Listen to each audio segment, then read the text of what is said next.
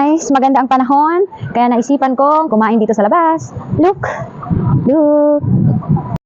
Dito pala sa tapat ng pinagtatrabuhan namin guys, ward. Meron palang ginagawa dito, oh. Ang ganda. Ginagawa nila guys sa parang decoration daw. Kasi sa 25, lagyan ng ilaw yan.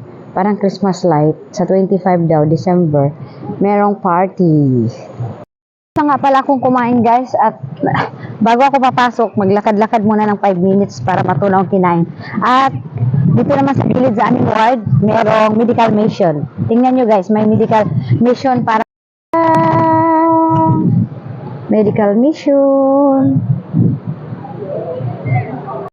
Ang ganda lang ng panahon. Sa ilang araw na ulan, nagpakita na rin si Haring Araw.